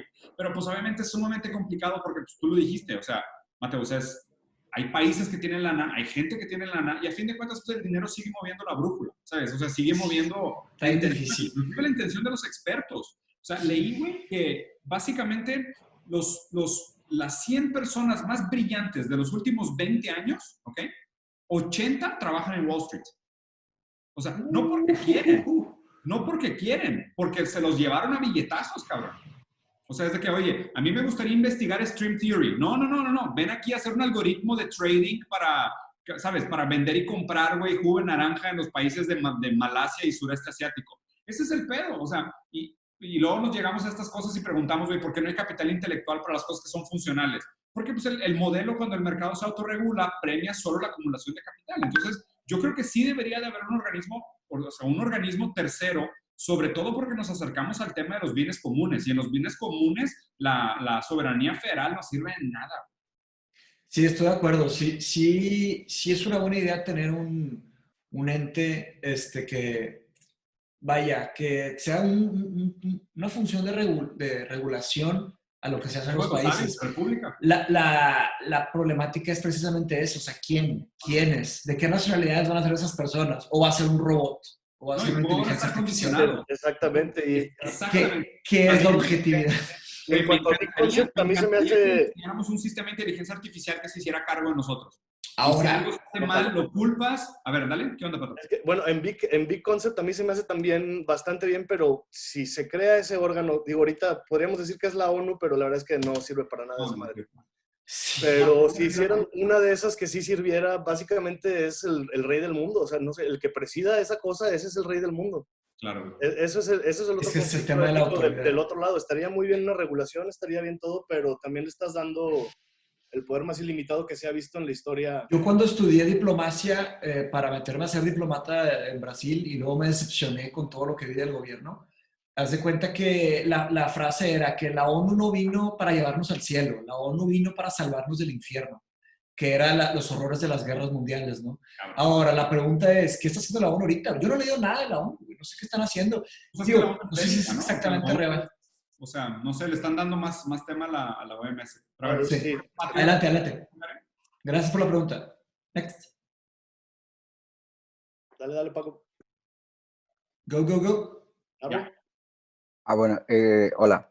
Realmente, ahondando en el tema de quién debería regular a quién, yo creo que seguiríamos como en el loop de, pues somos humanos, o sea, al final vamos a seguir teniendo como esa subjetividad dentro de la objetividad. Realmente, como han dicho en diferentes podcasts y en diferentes libros también donde he leído, no existe la objetividad, o sea, al final la inteligencia artificial que llegáramos a crear o que se llegara a crear seguiría teniendo la subjetividad del autor. Los sesgos. Sí. Exacto, entonces pues, la realidad seguiríamos como en ese loop de es que hay intereses de por medio por parte del autor y sería infinito. Entonces como que también no le pondríamos como tanta atención a lo que nosotros mismos podemos llegar a crear. Porque, digo, aquí es donde se parte, ¿no? La cuestión de que el propio ser humano se pueda autorregular, ¿eso lo creen posible? ¿No lo creen posible? Digo, la selección natural de Darwin Que no, cada no quien se aplica. puede autorregular, pues depende Yo creo mucho que de como No, muchas individuos, cosas. no, porque como sociedad, presupone una intención hacia el balance o hacia la regulación. Generalizar, güey, sí. Ahí sería no, un tema más como natural, individuo o es sea. difícil, a mí se me hace que como sociedad es casi imposible. Antier vi la de Grave of the Fireflies, el anime. No, hombre, vato, Lloraste güey. como bebé, ¿verdad? Lloré como un niño, güey. El siguiente día se la conté a mamá y también lloré contándole, güey. Es de Está- las películas más tristes que he visto en la vida. Sí, güey. Y la vi especialmente ahorita por el tema de No mames, por lo que estamos viviendo, güey. Y la neta es que habla sobre... híjole, güey, mejor ni la cuento. Sí, güey. Haz de cuenta que un hermano y una niñita, o sea, que viven en la guerra, o sea, un Big Brother y una niñita, y sus papás, no les voy a contar todo el tema, pero están en la guerra en Japón, la Segunda Guerra Mundial, y están bombardee, y haz de cuenta que empiezan a pasar un chorro de cosas, se empiezan a aislar, empiezan a vivir solos, y empiezan a tener hambre, y empiezan a tener que robar, empiezan a sobrevivir, güey. No, y se pone durísimo, durísimo. Y ahí, la neta, es una obra de arte fantástica. Entonces, cuando hablas de autorregularte en el confort es una chulada. Autorregularte en la miseria, ahí te encargo, güey. O sea, hay muchos experimentos filosóficos, por ejemplo, de un caso británico de que un barco de sobrevivientes de un navío que cayó en un shipwreck, y haz de cuenta que eran, no sé, 6, 7 personas, ¿verdad? En un barquito sobreviviendo. Y le empezaron a dar hambre a la gente y no había qué hacer. Y recurrieron al canibalismo. Y algunos decidieron, se murió alguien, empezaron a comérselo. Y otros dijeron, no, yo no me lo voy a comer, prefiero morirme de hambre a comérmelo. Es muy difícil, el ser humano es muy variable. Cuando hablamos de Homo sapiens, no es lo mismo que hablar de cualquier otra especie. Al hablar del Homo sapiens, hay una variabilidad tremenda dentro de la misma especie. Entonces, ¿quiénes deben de gobernar? ¿Homo sapiens? ¿Cuál Homo sapiens? O sea, ¿dónde está? Entonces, ¿debemos de autorregularnos? ¿Cuál autorregulación? ¿Quiénes se van a autorregular? Está bien difícil. No tenemos ni idea de qué le haría a una persona ese tipo de poder. O sea, a mí se me hace que ese tipo de poder por sí solo ya sería una fuerza enloquecedora. O sea, imagínate, vamos a decirle, ustedes 5 son responsables del destino de la humanidad. Claro. O sea, ¿qué haces con eso? Yo en 2 días ya estaba desapareciendo. Sí, güey. O sea, claro. Sí, güey. O sea, es de que mañana tienen muerta a todos los coaches. Vato 100. Es como que no los conozco, güey. O sea, sería lo peor, güey. Entonces, yo sinceramente, pero creo que hay un punto interesante que mencionas, Pato, que es esta idea de ¿qué tal si ese tercero regulador no es humano? ¿Sabes? O sea, es algo que está programado para ser humano. Y luego se hace The Matrix. No, pero ¿quién lo programó? Va a estar la Evangelion. ¿No te acuerdas que existía Melchor? Claro, en Evangelion. Los 3 Reyes Magos eran 3 conciencias programadas que tomaban decisiones y presentaban resultados. Claro, pero Evangelion... Los 3 Reyes Magos eran los que presentaban la moral superior. O sea, eran como un superego de la humanidad. Entonces, pero... yo no creo que esté tan descabellado pensar en un sistema de orden global que sea un híbrido. Pero hay un gran gap, Diego, hay un gran gap. O sea, haz de cuenta que Evangelion es una gran... Lejos de tener Evas, no mames. Güey, Evangelion es una gran obra de arte, pero también es una masturbación mental fantástica. Sí, claro. Compadre, son brincos cuánticos que están dando que probablemente nada explica nada de eso. Cuantificar la moral. Deja tú, primero hay que entender la visión, güey. O sea, no hemos entendido qué es una mente. O sea, y fíjate que en el Imperio Romano los emperadores tenían una cantidad de traumas y problemas psicológicos impresionantes. O sea, nos estamos aventando, Pati y yo, mi novia, nos aventamos ya la del Imperio Romano que está en Netflix, la recomiendo mucho como un análisis de cómo eran los imperios y cómo fue la historia de los senados y los emperadores y el ego que tenían y los problemas. Luego está el tema de la herencia y la distribución de dinero y todo eso. Está bien interesante. Estaban completamente psicotizados y tenían que gobernar el Imperio Romano, que creo que llegaron hasta 50 millones de personas. y Roma tenía 1 millón de personas. Imagínate cómo gobernar. ¿Cuántos billones somos ya? 7 billones, 7,5 billones. Imagínate un consejo de 10 personas. Tienen que tener una mental fortitude. Tienen que ser unos titanes. O sea, ¿sabes? Tienen que aguantar un nivel de estrés. Si ser director general o ser CEO o ser CFO, tienes que tener una psicología inquebrantable. Tienes que tener ciertas virtudes muy cañonas y aparte ciertos vicios también muy pesados. Imagínense el nivel de psicología que tiene que tener una persona para gobernar el planeta. Claro. No, hombre, compadre. De la subjetividad individual también está la subjetividad social. ¿Cómo te van a aceptar un movimiento que hicieron 5 personas en un cuarto cerrado en China, igual que en Brasil, igual que en, no sé, Colombia, que en Venezuela, que en Rusia? Tendría que haber algún sistema, ahí les va una idea idealista, ¿verdad? Un sistema inhackeable que sea proporcional al número de habitantes por país y kilómetros cuadrados de terreno que puedan tener derecho a cierto nivel de votos. Y luego tiene que haber un mecanismo de compensación, porque no es justo que, por ejemplo, China tendría una cantidad de votos y Estados Unidos y luego los países chiquitos menos.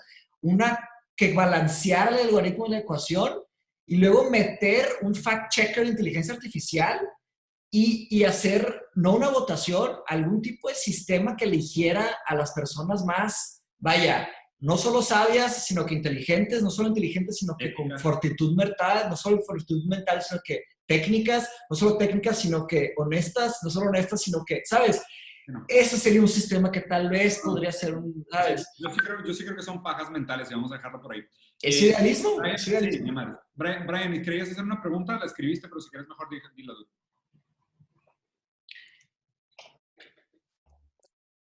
Adelante. Sí, no sé si me escucho bien ahí porque se estaba cortando un poco por ahí. ¿Sí se escucha? Ya te oímos. A ver. Listo. Nada, preguntaba nada más por el ingreso básico universal. ¿Qué tan factible es ahora, no? Esta brecha que se va a marcar con los 500 millones de empleos que se van a perder aproximadamente. Los países de primer mundo probablemente puedan subsistir con esto, pero, por ejemplo, los países en vías de desarrollo, como son México, Latinoamérica y, por ejemplo, países de África, ¿realmente pueden sostener esto con sus economías? Esa es verdaderamente mi pregunta hacia ustedes. Ya, ahí te va. De hecho, estuve platicando con Andrés, claro, nuestro otro bro adoptado. Nuestro otro bro. Porque yo tuve exactamente la misma pregunta. O sea, yo llegué al punto de redactar una carta para algunos políticos, o sea, a nivel federal y a nivel estatal, planteando eso.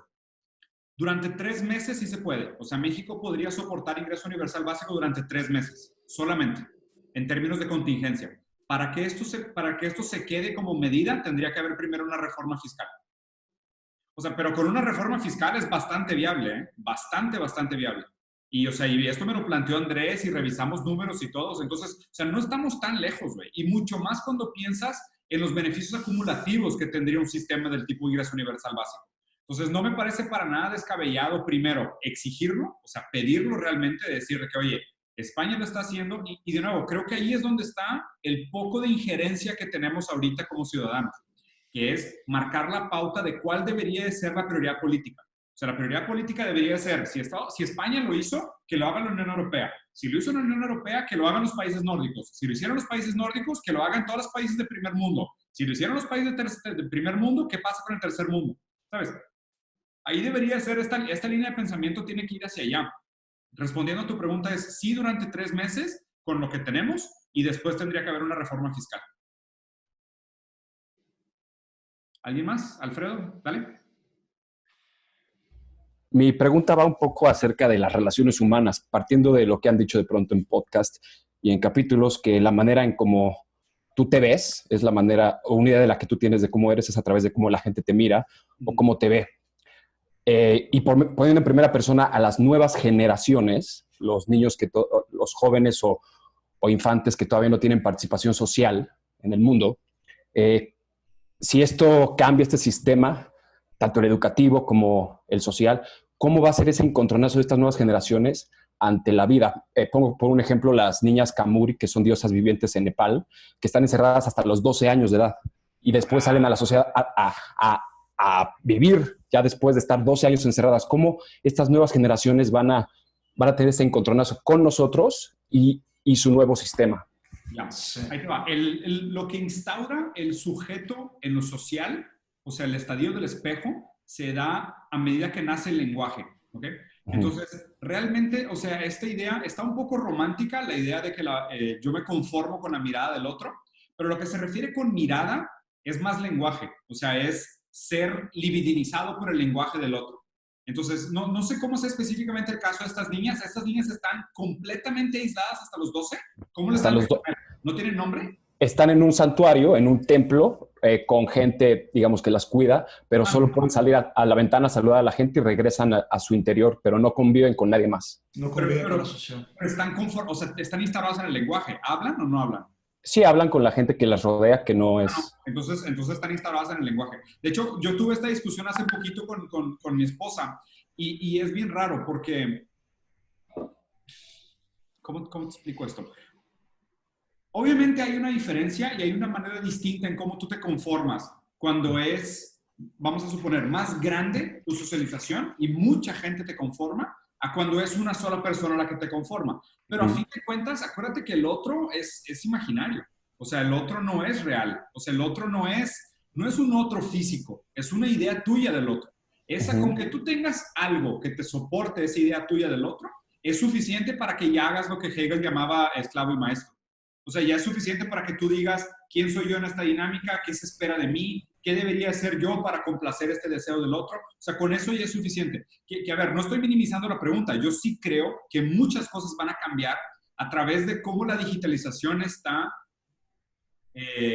doblando esa dinámica de la formación de la expectativa del otro, de qué tanto nos soltamos socialmente, en qué momento te instauras en lo social. Pero lo más importante de todos es entender esta idea, que de hecho creo que inclusive es de Chomsky, ¿no? De que el lenguaje es un virus.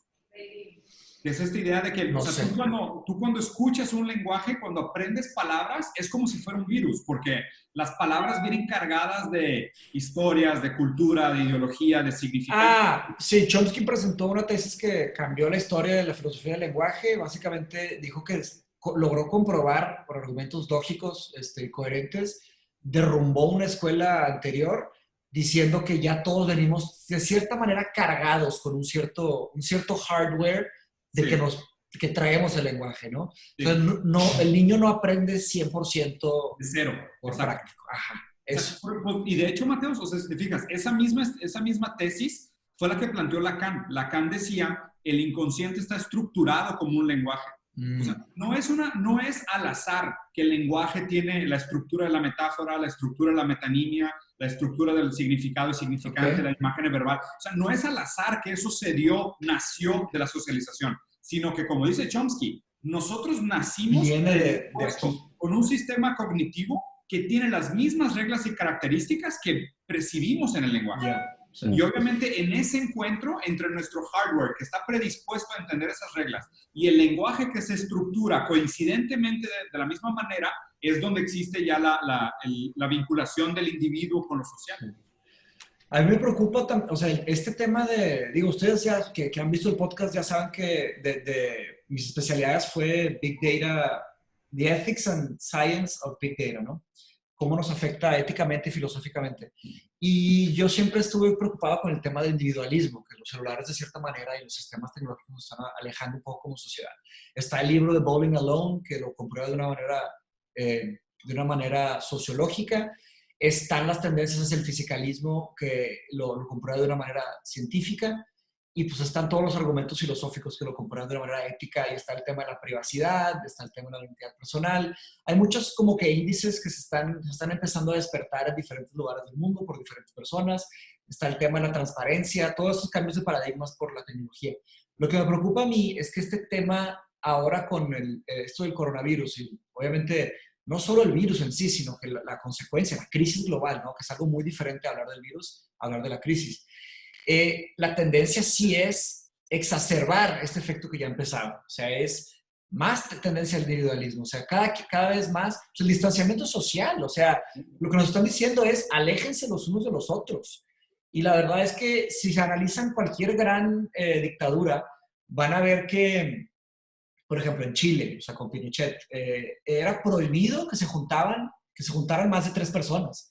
Si habían 4 personas, los separaban, ¿ok? Entonces, hay un gran problema ahí, porque ¿qué va a pasar con el freedom of speech, por ejemplo? O sea, ¿qué va a pasar con el arte de debatir, los frutos del debate? Otro ejemplo, en Inglaterra, en Londres, los clubes de debates, hubo una época en donde los tuvieron que empezar a romper. Ya era prohibido tener clubes de debates porque la gente se estaba despertando demasiado.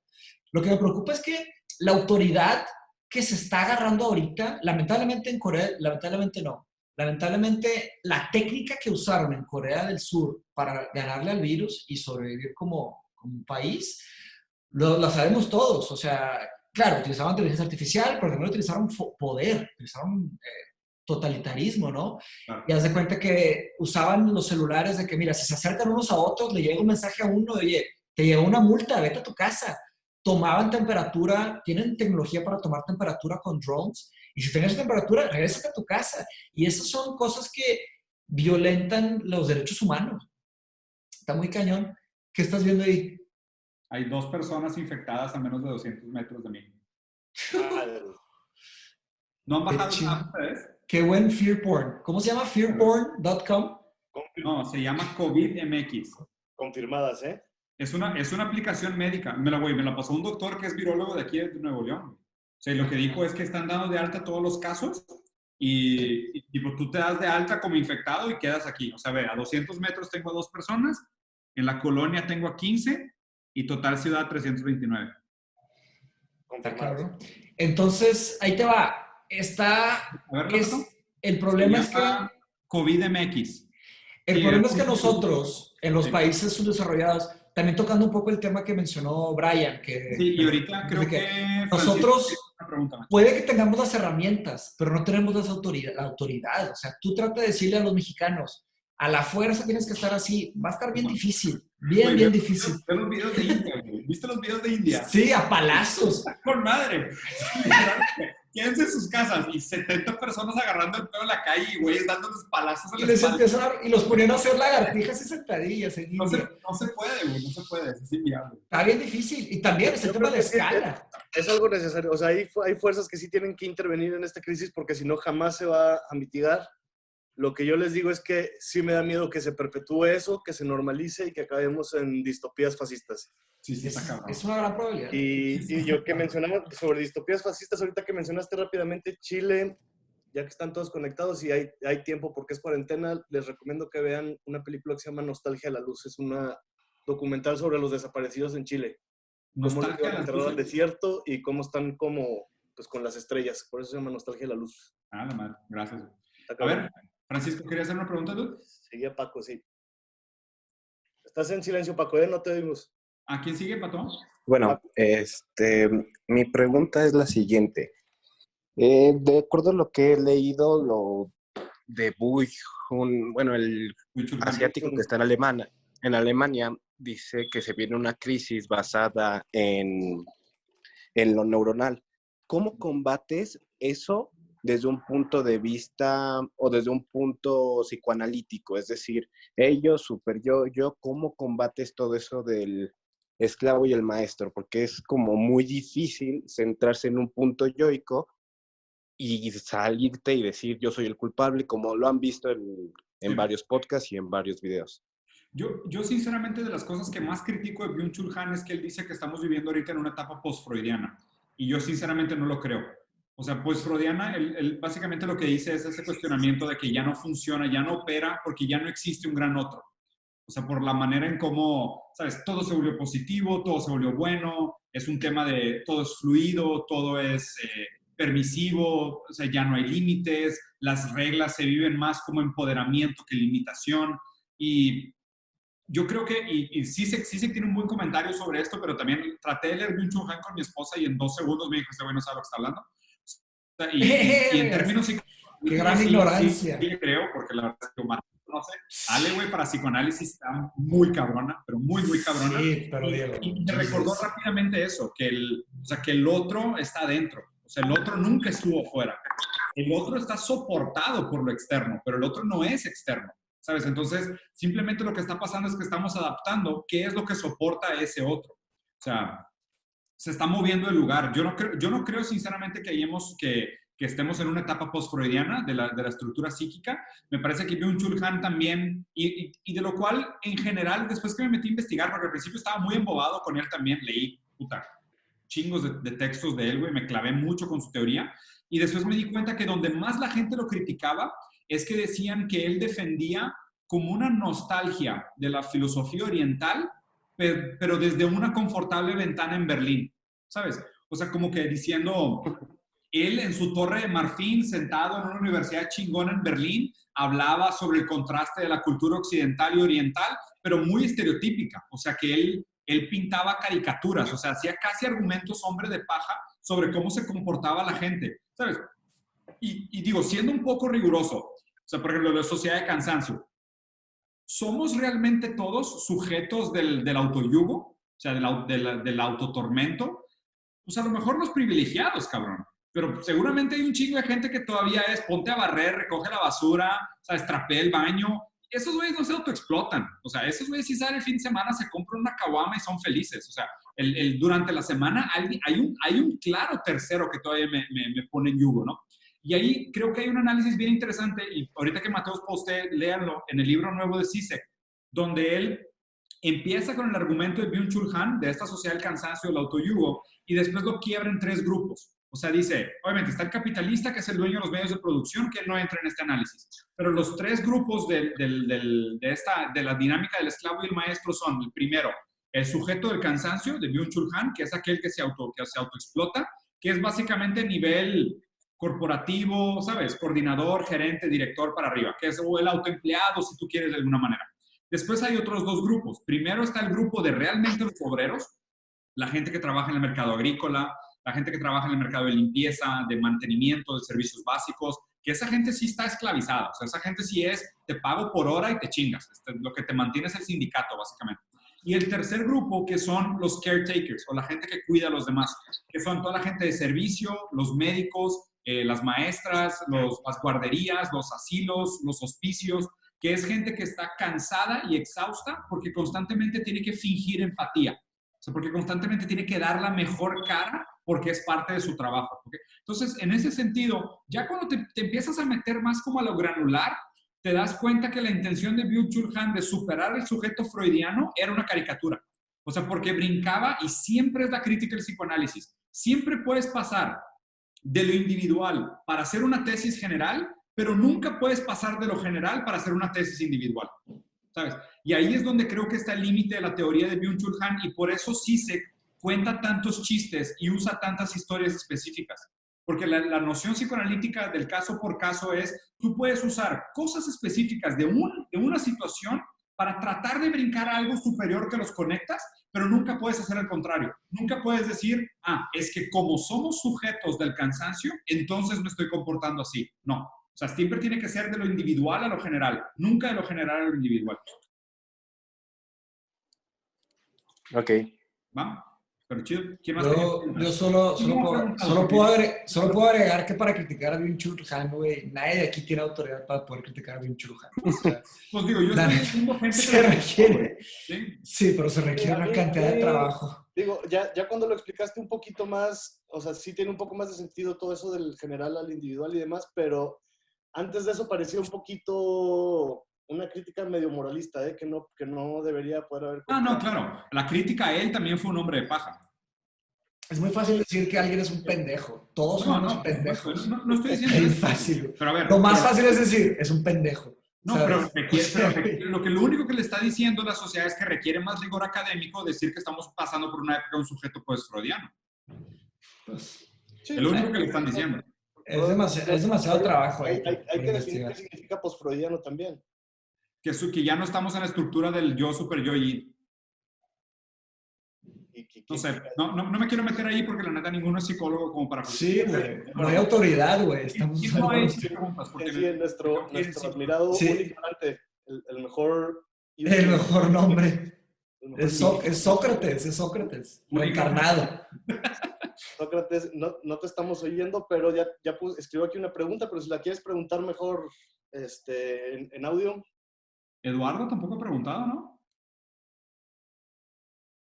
Creo que Lalo tampoco ha preguntado. No sé si quieren comentar algo.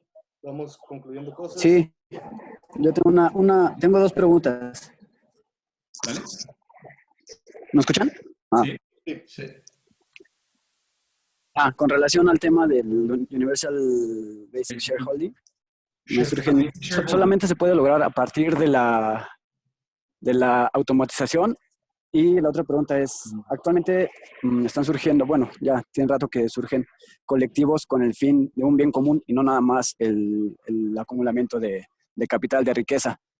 Ahora, estos colectivos, ¿cómo tendría que funcionar? ¿Que a partir de estos colectivos empiecen a presionar al gobierno o tiene que venir del gobierno para crear lo que habéis dicho, las reformas para esta transformación? Ajá, exacto. Okay. Yo va de la son mano. dos cosas, y son dos muy buenas preguntas. O sea, la primera es, para Universal Basic Shareholding, de hecho, lo ideal sería no esperar a la automatización, porque cuando llegue la automatización va a ser demasiado tarde. O sea, si dejamos que suceda el brinco de automatización exponencial que está cerca y todavía siguen siendo dueños de eso, los dueños de capital, su capacidad productiva va a ser, o sea, dracónica comparada con todos nosotros. Entonces, realmente no vamos a tener ninguna moneda de negociación, porque ya no van a necesitar nuestra mano de obra. Entonces, si esperamos que llegue eso para hacer Universal Basic Shareholding, ya va a ser demasiado tarde y no vamos a tener nada que pedir. O sea, no vamos a tener ninguna fuerza de negociación. Por otro lado, yo sí creo que esos colectivos lo que tienen que hacer, y me han escuchado antes, o sea, mi única conclusión de lo que tenemos que hacer ahorita es que no podemos perder la visibilidad de que se necesita un approach a la patología, o sea, a la solución de los causantes originales de los problemas y al mismo tiempo una empatía humana para minimizar los sintomáticos, ¿sabes? O sea, ¿a qué me refiero con esto? O sea, no podemos esperar tampoco que el gobierno nos dé apertura de decir, oye, ¿qué opinan? ¿Qué hacemos? ¿Cómo la ven? Y organizan. No. O sea, sí hay que hacer un cierto trabajo de exigencia que tampoco puede caer, y yo soy muy en contra de las protestas, porque a mí me parece que las protestas se absorben muy rápido, ¿sabes? O sea, se vuelven un fin en sí mismo y la gente sale con el falso sentimiento de placebo de, salimos a la calle, gritamos y nos vieron y nos dieron nuestro lugar y reconocieron nuestra queja, pero no se solucionó nada, ¿sabes? O sea, yo por eso sinceramente no soy muy a favor de la protesta. Respeto el derecho, respeto a la gente que lo hace y demás, pero me preocupa mucho el efecto placebo que tienen las protestas. Yo creo que hay mucha más injerencia y hay mucha más fuerza en hacer exigencias puntuales, hacerlas públicas dentro de lo cabible, pero hacer exigencias puntuales para que existan cambios de políticas públicas. Obviamente que las masas ejercen un tipo de presión por la fuerza del voto, por el sistema democrático, ¿sabes? Por el voto duro, por la influencia política y demás. Entonces, sí hay un vínculo ahí. Solo no caer en esa falsa complacencia de salí a protestar, ¿sabes? Rompió unas paredes, hice tantito desmadre, voy a dormir tranquilo, soy un anarquista, todo va a estar bien, ¿sabes? O sea, no va por ahí mi comentario. No sé si te Perdón. Sí, pero con colectivos me refería a empresas que ya están aplicando este tipo de... Universal Basic Shareholding. Ajá, en donde, no sé, a lo mejor va a ser una tontería, en donde el bien común que se recibe en la empresa, todos los que la conforman pueden hacer uso de, me refiero, no sé, a un auto, una casa, algo que se comparta como un bien común para todos. Ya te entendí. En ese caso está perfecto mientras sean pymes, o sea, mientras sean empresas que no traden en bolsa. Porque el parteaguas para mí de cómo debería funcionar Universal Shareholding es que también tiene que desaparecer Wall Street. O sea, tiene que desaparecer eso. Porque si no, o sea, y a ver, yo tengo muchas empresas y me ha tocado mucho el tema de conformación de empresas. Emites más acciones, sacas una serie nueva, o sea, realmente los accionistas, los que tienen poder son otras cosas. Hay diferentes acciones que tienen diferentes poderes de decisión y ahí es donde se vuelve completamente manipulable y se vuelve simplemente una fachada. O sea, yo creo que para una pyme, una empresa mediana o chica, viable, o sea, bastante viable, aplaudo a la gente que lo logre y funciona muy bien. El problema es que en las empresas grandes, o sea, yo me acuerdo, yo estaba en PepsiCo, y PepsiCo llegas a cierto nivel y te dicen, oye, te puedo pagar tu bono o te puedo pagar con acciones. Dices, qué padre, tengo acciones y tienes 2 millones de acciones. Sí, tienes 2 millones de acciones de una empresa que tiene 100 series de 2 billones de acciones en cada serie. O sea, tu poder de injerencia realmente es nulo y tienes todas las cláusulas te pueden sacar en cualquier momento, no tienes poder de decisión, solo tienes más responsabilidades y más obligaciones con la empresa. O sea, es muy fácil la gente que dice, no, pero es que empresas ya hacen eso, las empresas ya te dan acciones para que te sientas partícipe. Sí, pero no hay repartición de dividendos, no todas las acciones son iguales, no tienes poder de decisión, no compartes la visión de la empresa. O sea, básicamente te dan todo lo malo y nada de lo bueno. O sea, para que funcione realmente un sistema como Universal Basic Shareholding, tiene que desaparecer Wall Street y tiene que haber una regla de todos los que trabajan en la empresa tienen obligación y derecho de tener acciones de la misma. Ahí es donde cambia el juego. ¿Sabes? Ahí es donde nos haríamos más dueños de la capacidad productiva. Mientras no pase eso y si nos esperamos a que pase la automatización, ahí sí me preocupa que sea demasiado tarde. Ok. Yo no sé mucho del tema, entonces prefiero abstener mi comentario. ¿Alguna otra pregunta? Porque si no, I have to go. Sí, creo que vamos cerrando. Creo que Luis Enrique te pregunta si has pensado estar en la política mexicana. No, hombre, me da un verbo de miedo por mi familia. Hola, hola. Sí, está cañón. Hola. Pero Diego, sí deberías, hola, ¿qué tal? pero sí deberías ser consultor político. Hola. Ya está hablando un ignorante, por fin. Sí, adelante. Hola, ¿qué tal? Cállate. Hola, ¿qué tal? ¿Cómo están? ¿Cómo están? ¿Tu pregunta? Pues sí, lo más importante. ¿Cómo ven? Vamos a hacer un ejercicio y irnos a México en 10 años. ¿Cómo lo ves, Diego? ¿Cómo lo ves, Mateus? ¿México en 10? ¿Sí? Wow. ¿Quieres empezar? Uy. En 10, güey. Yo sí me puedo avionar un poquito. Yo tengo un metacomentario, un comentario sobre lo que se está diciendo. ¿Sabes qué he pensado sobre esto? Y he estado leyendo mucho sobre geopolítica últimamente. Dicen que todo gran gobierno fascista es repercusión de un movimiento emancipatorio de izquierda fallido. O sea, sí me preocupa que en la lectura de las cosas el próximo gobierno sea sumamente neoliberal. Y no vaya a ser que aprovechando este tema de las medidas provisorias se vayan a establecer algunas reglas de sacrificio de libertades individuales y vayamos a ver un sistema mano de hierro en México. Yo tengo la respuesta dudas. Natural, ¿no? Sí, yo tengo dudas de eso. Pues la verdad es que no sé qué es este gobierno, porque tiene algo de fascista, tiene algo de socialista, tiene algo de ineptitud. Entonces, es un híbrido de lo peor de el doble discurso, el double speech de orwelliano. Hay una posverdad. Lo que sería lo malo del capitalismo y no lo bueno lo tiene, lo que sería lo malo del socialismo y no lo bueno lo tiene. Va a legalizar la marihuana como ningún otro partido hubiese pasado. Pero lo que sí, lo más objetivamente que puedo pensar, bueno, yo nací en los 90s y creo que a mucha gente de nuestra generación se le olvida, creen que ya vivimos todo, creemos que ya vimos un cambio, pero la democracia mexicana es mucho menor que yo. O sea, la democracia mexicana literalmente tiene 20 años, está cumpliendo este año 20 años.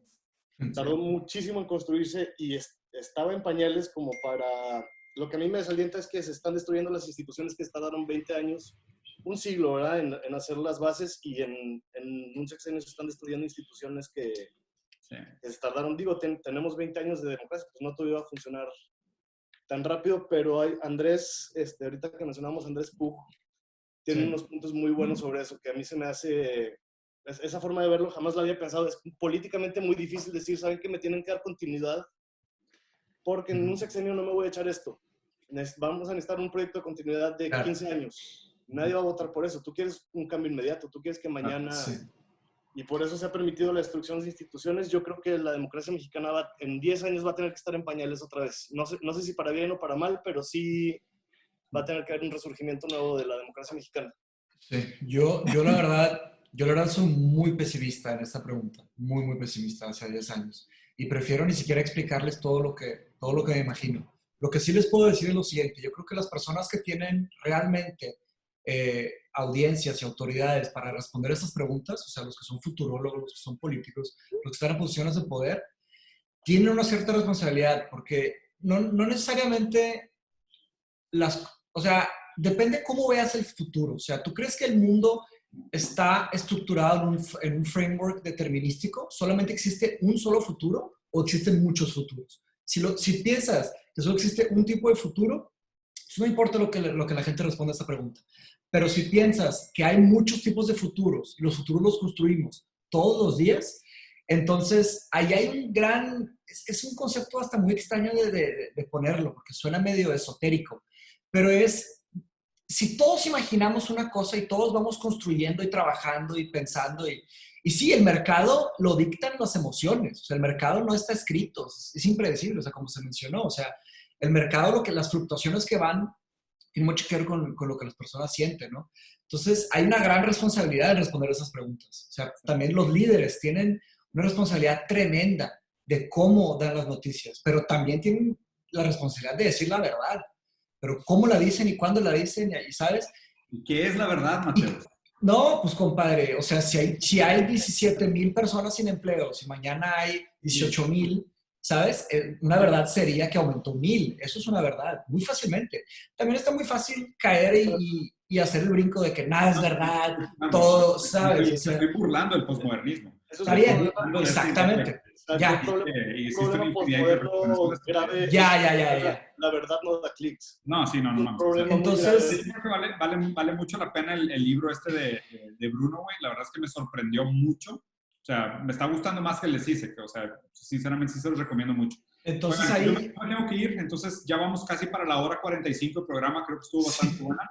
Sí, fue long format. Voy a aprovechar para hacerles un agradecimiento de corazón por el apoyo que nos han todos. Vamos a hacer un poquito más seguido, o sea, digo, yo creo que por mientras no tengamos el formato normal de Rosarín Bros. Que de hecho, Machi y Amaury, les iba a decir, quiero entrevistar a mi suegro, güey. O sea, porque es presidente de la Escuela de Notarios. Claro, güey. Está en el tema de mediación, o sea, de cómo la gente está...